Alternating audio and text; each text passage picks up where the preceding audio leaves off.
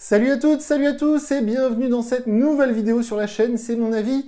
J'ai passé quelques jours en compagnie d'un petit smartphone qu'on ne connaît pas, d'une marque que je ne connaissais absolument pas. C'est une vidéo qui n'était pas prévue sur la chaîne parce que ça fait maintenant des mois, des semaines, presque des années qu'on me réclame des vidéos comme on en faisait avant, au début de la chaîne, il y a 4-5 ans. C'est-à-dire sur des produits vraiment pas chers. Au début de la chaîne, on testait beaucoup des Arcos, des Wiko, des choses vraiment, des produits en dessous des 100 euros, des Redmi A, des choses vraiment pas chères. Et c'est vrai que plus la chaîne grandit, plus on teste des téléphones haut de gamme. Et ce SPC, parce que c'est sa marque, c'est le nom de la marque, c'est une marque espagnole, ce SPC Smart 3, je l'ai découvert complètement par hasard parce qu'en ce moment il est en vente chez Carrefour, chez Amazon, il vient de sortir. Et c'est un smartphone qu'on trouve en dessous des 100 euros. Et je voulais absolument le tester parce que c'est du vrai Android, c'est pas Android Go. Parce qu'en dessous des 100 euros, on trouve des smartphones Android, mais généralement c'est dans la version allégée qui s'appelle Android Go. Et en plus, c'est du Android 12, donc c'est presque la dernière version. Donc pour le coup, c'est assez intéressant de voir ce qu'on trouve maintenant en dessous des 100 euros sur du vrai Android. Donc j'ai plein de choses à vous dire, on se retrouve tout de suite après le jingle.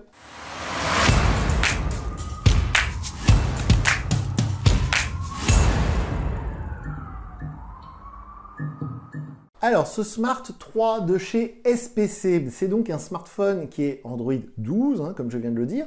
Il y a 3 Go de mémoire vive, c'est un processeur Mediatek, c'est pas du Qualcomm Snapdragon évidemment, c'est vraiment l'entrée de gamme de tout ce qu'on peut trouver au niveau de la caméra, je vais y revenir, etc.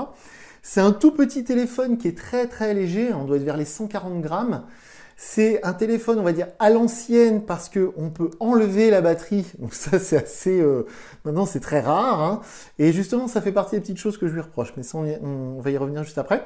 Et donc, c'est un téléphone, comme je vous le disais, qui coûte... Moi, il m'a coûté seulement 89 euros. C'est un téléphone que je fais gagner actuellement sur le compte Twitter de C'est Mon Avis. Donc, si vous voulez le gagner, allez-y. Le tirage au sort se termine le mercredi 22 février 2023.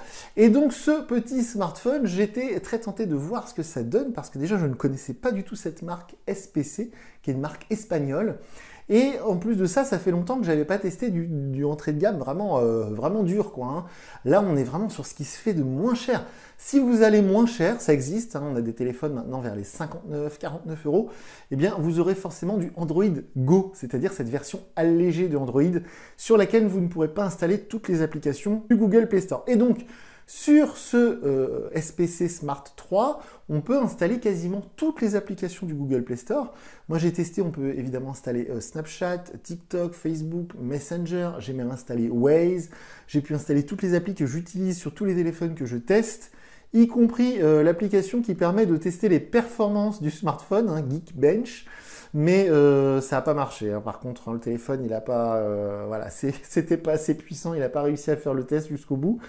Mais au quotidien, je l'ai utilisé. J'ai pris des photos. D'ailleurs, comme d'habitude, sous la vidéo, je vous mets le lien vers ma galerie Google Photos. Vous pourrez voir les photos que j'ai prises avec ce SPC Smart 3. Et au quotidien, c'est très utilisable. Je ne vais pas faire comme d'habitude. Je ne vais pas faire une vidéo de 20 minutes avec les plus, les moins, les trucs comme ça. Mais honnêtement, j'étais assez surpris de voir qu'avec si peu d'argent, avec moins de 100 euros, on a un smartphone qui est tout à fait utilisable au quotidien. L'autonomie est vraiment très bonne compte tenu de la toute petite batterie parce qu'on est seulement sur 2500 mAh, c'est tout petit maintenant. Dans quasiment tous les téléphones aux alentours de 200 euros, on a 5000 mAh de batterie. Là, on a la moitié, c'est pour ça d'ailleurs que le téléphone est si petit et si léger. Mais vu que l'écran est petit et vu que le processeur n'est pas puissant, ça consomme très peu d'énergie et l'autonomie est excellente. On peut tenir plusieurs jours sur une charge, donc c'est franchement cool. Au niveau des performances, évidemment, alors il y a quelques jeux que j'ai réussi à faire passer. On peut installer des trucs genre Angry Birds, tout ça, mais les jeux en 3D, il ne faut pas trop y compter. Et au niveau des performances au quotidien, le multitâche, bon, faut être patient. Quand vous lancez une application un peu gourmande, faut pas avoir l'intention de switcher entre... Moi, ce que je fais souvent quand j'ai Waze, pardon, c'est que je switch souvent avec mes mails. Pour voir quand je reçois un mail, je vais le lire, etc. Bon, là, quand on fait ça, le téléphone, il est en PLS. Concrètement, lui, il peut gérer une appli. Et si vous voulez faire 2 applis en même temps, il faut être patient. Même parfois, quand on lance une application un peu lourde, évidemment, c'est un peu long. Ça rame un petit peu. Mais par contre, sur toutes les, je dirais, les usages au quotidien, c'est plutôt fluide. Donc, j'étais assez surpris. Évidemment, vous retrouverez de meilleures performances sur des téléphones un peu plus chers. Il n'y a pas longtemps, j'avais testé le Samsung A04S, qui est le smartphone Samsung le moins cher actuellement sur le marché. et qui a 3 Go de mémoire vive également, mais qui était quand même un peu plus performant au quotidien, ça rame un peu moins. Mais par contre, sur des usages, je dirais, normaux, les messages, les appels, donc consulter un mail, même quand vous mettez Waze en voiture, hein, Waze, il vous fait pas louper une rue, hein, je veux dire, ça marche plutôt bien. Au niveau des photos, c'est pareil, j'étais agréablement surpris, parce que c'est un tout petit capteur 8 mégapixels. Donc pour vous donner un peu un ordre d'idée, c'est un peu la qualité photo qu'on avait à l'époque sur un iPhone 4. Donc c'est des photos qui sont, vous verrez de vous-même sur ma galerie Google Photos, les photos en extérieur, en plein jour, elles sont très bien. Elles sont très très bien. Alors en intérieur, ou alors si vous cliquez un peu vite, ça va être flou. Hein, faut rester immobile, comme sur les anciens smartphones. Mais si on reste immobile, ou même si on prend en photo des choses dehors, moi j'ai pris en photo des bâtiments, des choses comme ça, même en selfie, le résultat est franchement très correct, très très correct. Donc j'étais vraiment agréablement surpris par ce petit téléphone. Si vous avez peu de moyens ou si vous utilisez un smartphone d'une manière vraiment basique, appel, message, quelques applis, parce que vous n'avez vraiment pas le choix, genre la banque, tout ça, pour recevoir des codes d'identification ou alors quelques mails de temps en temps, mais ça peut suffire, ça marche très bien. Ou alors en téléphone secondaire, si vous avez une ligne pro, une ligne perso, vous voulez un téléphone vraiment pas cher pour la ligne pro ou inversement, ça peut être vraiment très bien. Alors évidemment, il y a des inconvénients. Le chargeur, alors déjà c'est encore du micro USB, donc ça c'est vraiment à l'ancienne, hein. Tous les smartphones aujourd'hui sont en USB type C.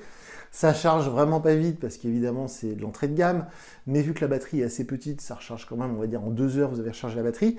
Il n'y a pas d'adaptateur secteur fourni dans la boîte, il n'y a que le câble USB, donc il faudra prévoir d'acheter un chargeur genre chez Action à 2 euros, je sais pas, 5-10 euros. Et au niveau des inconvénients aussi, parce qu'il y en a, hein, on peut pas, il n'y a pas de NFC, on ne peut pas faire de paiement sans contact avec ce SPC Smart 3. Il n'y a pas non plus de lecteur d'empreintes, donc ça c'est assez contraignant au quotidien parce que dès qu'on veut déverrouiller le téléphone, faut faire le code. Donc ça c'est tout bête, mais on n'a plus trop l'habitude. C'est des petits détails comme ça, mais bon, honnêtement, c'est assez bluffant de voir qu'à ce prix-là, encore une fois, j'insiste, on a un produit réellement utilisable. Alors, je ne peux pas dire ce que ça va donner sur la longueur. Souvent, on me pose la question, ouais, alors tu penses que le SAV, machin, est-ce que tu penses que c'est résistant si le téléphone il est amené à tomber par terre? Qu'est-ce que je peux vous dire là-dessus? Moi, je ne jette pas les téléphones par terre quand je les teste. Donc ça, je ne peux pas vous dire s'il sera résistant dans le temps, si le SAV est compétent, etc. Mais très honnêtement, en dessous de 100 euros, si le téléphone il est mort, genre vous roulez dessus avec votre batterie ou vous le faites tomber dans la baignoire, à moins de 100 euros, bah, on en rachète un. Hein. On va pas aller appeler le SAV pour réparer l'écran. Mais bref, moi j'étais franchement, c'était cool. Ça m'a fait un petit coup de nostalgie de tester un téléphone vraiment entrée de gamme. Ça me change de tous ces téléphones à 1000 balles que je teste récemment. Et puis j'étais content. Voilà, c'est vraiment le mot. J'étais content de voir que toutes les applis que j'utilise au quotidien, Google Podcast, les photos. Évidemment YouTube Musique, tout ça j'utilise beaucoup. Bah, tout marche très bien, évidemment il y a le Bluetooth, il y a le Wi-Fi, il y a la 4G. Donc tout marche très bien. Alors dernière petite chose par contre à signaler, chose que j'ai constatée par moi-même, c'est que quand on est en appel, il n'y a pas de micro secondaire. Alors ça c'est quelque chose dont les constructeurs ne parlent pas beaucoup, ça se sait peu. C'est-à-dire que tous les smartphones Android ou iPhone depuis maintenant 5 ans, voire 10 ans, ils ont 2 micros. Un micro principal en bas pour votre voix et un micro d'ambiance. Et le téléphone, en fait, il va faire, par exemple, s'il y a une mobilette qui passe, ou un scooter ou une moto, il va bien comprendre que le son vient pas de votre bouche, mais il vient plutôt de ce qui est autour de vous. Donc normalement, il va essayer de diminuer les sons qui sont autour de vous pour ne laisser que la voix. Mais là, sur ce smartphone, justement, il n'y a pas de micro d'ambiance. Donc si vous téléphonez dans la rue ou dans un environnement bruyant, la personne au bout du fil n'entendra rien. Voilà, ça j'ai testé moi-même, c'est pour ça que je voulais le dire. Et tout à l'heure, je vous parlais du fait qu'on peut enlever la batterie. Alors la batterie, ça peut paraître être un avantage de pouvoir enlever la batterie, mais c'est assez pénible parce que déjà d'une, on n'a plus l'habitude, mais pour enlever le cache arrière, moi j'ai toujours peur de le casser. Une fois qu'on a enlevé le cache arrière, si par exemple on veut enlever une carte SIM, parce qu'on peut mettre une carte micro SD, on peut mettre 2 cartes SIM. Si on veut enlever une carte SIM, on a une chance sur 2 d'enlever la batterie, ce qui est jamais très bon pour le téléphone. Donc je suis pas fan de ce système, j'aurais préféré quand même un tiroir SIM, comme sur tous les smartphones actuels. Et donc voilà, c'est un peu à l'ancienne, c'est rigolo, mais c'est pas forcément un avantage que de pouvoir enlever la batterie, contrairement à ce qu'on peut penser. Et dernière petite chose, c'est au niveau de l'écran. Alors évidemment, c'est un écran LCD, hein, on n'est pas sur de l'écran AMOLED.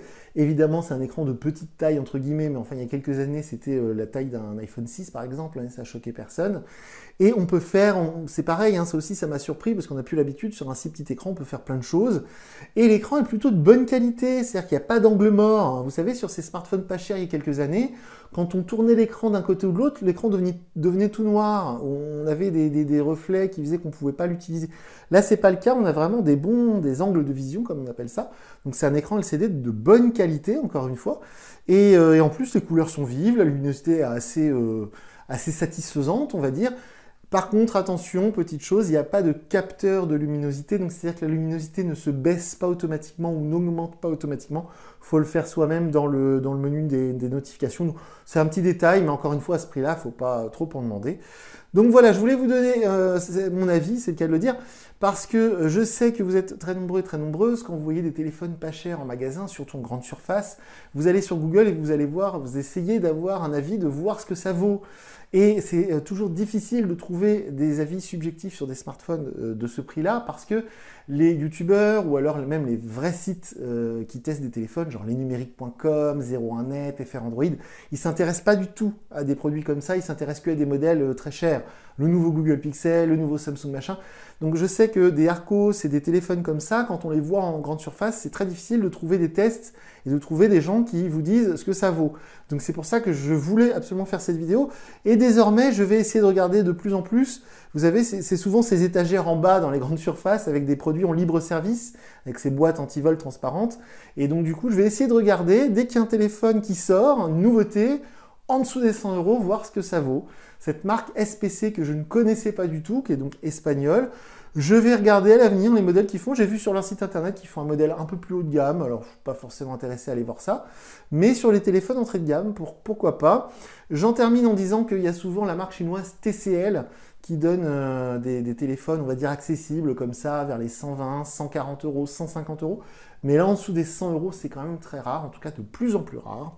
Donc voilà pour ce SPC Smart 3. Alors comme d'habitude, si vous avez des questions, je vous encourage à aller me poser vos questions sur Twitter, car je ne lis pas vos commentaires YouTube. Mais je serai ravi d'y répondre sur Twitter, et puis il y aura peut-être des gens pour vous répondre dans les commentaires YouTube. Donc voilà pour ce test, pour cette vidéo. Si vous vous intéressez à ce téléphone, il y avait la vidéo de déballage qui est sortie il y a quelques jours sur la chaîne. Et sinon, moi je vous dis à très bientôt pour une nouvelle vidéo. Salut!